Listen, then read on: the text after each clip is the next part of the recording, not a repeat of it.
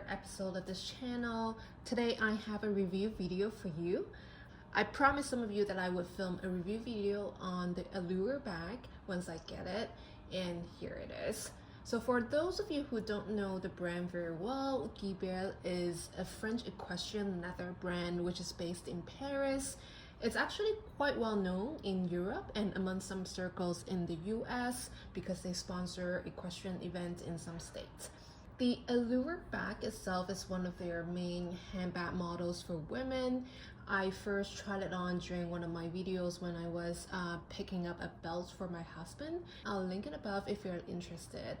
When I first tried it on, I instantly loved the simplicity of the bag and the nonchalant chicness that this bag evokes. I find it to be very Parisian in terms of style and vibe.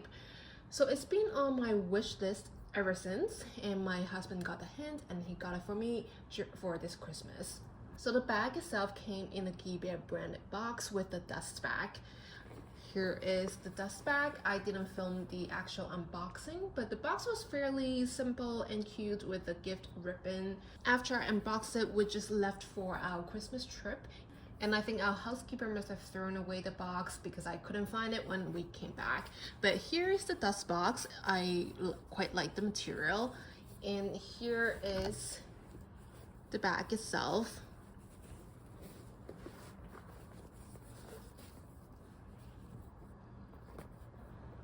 So let's go over quickly the design of the bag. It is a one compartment flat bag. There is a slip interior pocket, which is great for storing your passport when you're traveling, which is what I've been doing over the past couple of weeks. And there is a back pocket for your phone or metro card or whatever. If you live in a city like Paris that still doesn't have the tap and go system.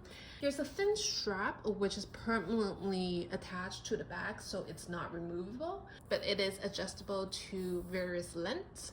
Now let's talk about the clasps a little bit, because the clasp is what gives this bag its own spirit. This clasp was designed by a French jewelry designer named Robert Guzens, who had the reputation of being Monsieur Bijou, which is translated to Mr. Jewelry. So this man was no ordinary jewelry designer. He worked with Coco Chanel herself, also worked with Christian Dior, Yves Saint Laurent, among others. And he worked with Karl Lagerfeld in the 80s and 90s to design Chanel's costume jewelry pieces. He passed away at the age of 88 in 2016, and Vogue wrote the piece in his memory. So the Guzens brand still has its own boutique in Paris on Rue Saint-Honoré, and there's a gallery on Rue Cambon, which is the same street as the Chanel Paris flagship. There's also a boutique in London, I believe. So their style is a little Byzantine with a lot of bold brass designs with crystal ornaments. You can go check out their website. I believe that they now belong to the Chanel Métier d'Art umbrella, so they are actually the goldsmith atelier for the Chanel Métier d'Art collections. So in terms of leather, this bag is made of the Torillon Pessoa leather. It is a leather that's made in France. So the Torillon leather is basically a kind of grained, bold leather, which is generally considered to be very resistant to scratches because of the grain texture, and it's generally fit for everyday use. So if you're a fan of Hermes bags, you would probably be familiar with their Torillon Clemence leather. And compared to the Torillon Clemence leather, I would say that this Torillon Pessoa leather is more rigid and more structured than the Hermes Torillon Clemence leather. So on Guibert's website, they stated that this leather is meant to develop a tiny bit of patina over time.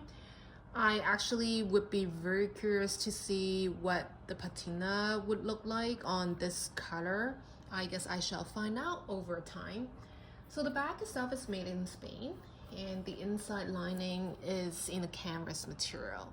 There is a Guibert kind of branding here, Guibert Paris. So in terms of dimension, it measures 24 centimeters across here, 17.5 centimeters height, and 7 centimeters across the width. and in inches it's 9.45, 6.8, and 2.7 inches.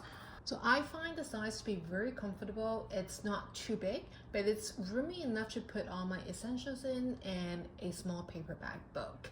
So here is an iPhone Pro Max case. So very comfortable. And if I put my small kind of card holder wallet in, and a pack of small tissues, and of course lipstick or lip balm, my earpods, and then I can still slot in a book, which is great for when you're traveling on planes and trains and you would like to have some reading material with you. So as you can see, it's still very comfortable, and you can close it no problem. I've been using this bag on our trip during the past couple of weeks, and I have really been enjoying the style plus practicality combination. You don't often find both of those factors in the same bag. So in terms of color, there is a range of choices. You can never go wrong with black, which looks super classic, and I've tried on the black when I was in the store. You can check out my video linked above.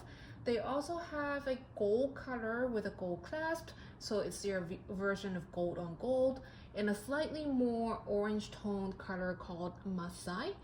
So I chose this red color because I think this color is just stunning. So it's a great way to play the red bag trend without dropping thousands of dollars. So this red is quite a perfect raspberry red, and the color is more stunning in person than on pictures. So I was a little bit afraid of the color being too tacky when I chose the red color, but when I got the box and I opened the dust bag and saw this red, I just instantly loved the shade of red.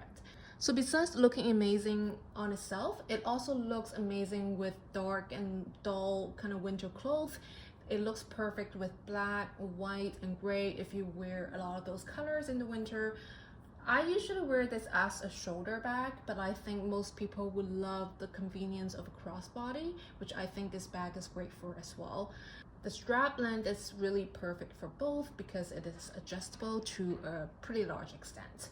The only drawback I would note on this bag is the magnetic closure. So the size of the magnet, I think, is probably not large enough for the size of this flap, which means I usually have to kind of move the flap around to sort of find that click.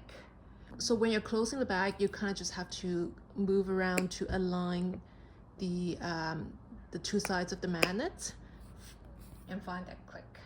Now, it's not a huge issue, but if you live in a city like Paris where you're constantly concerned about pickpockets, because there are a lot of really skillful pickpockets in Paris, then you might be concerned about, really closing the flap and really clicking it. That's the only thing I would say about this bag. Otherwise, I find it to be perfect, and it has exceeded my expectations already. So the price of this bag is 395 euros or $458.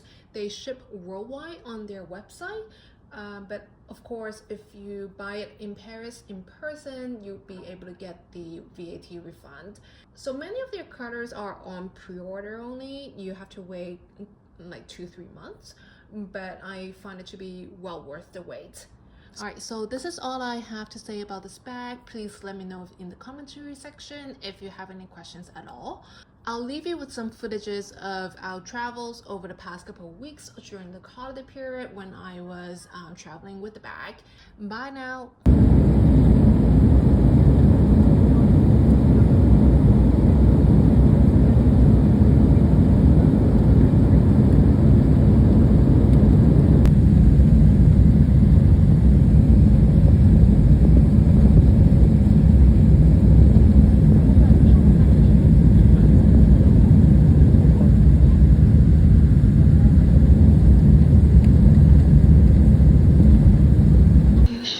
Oh, it's starting to snow.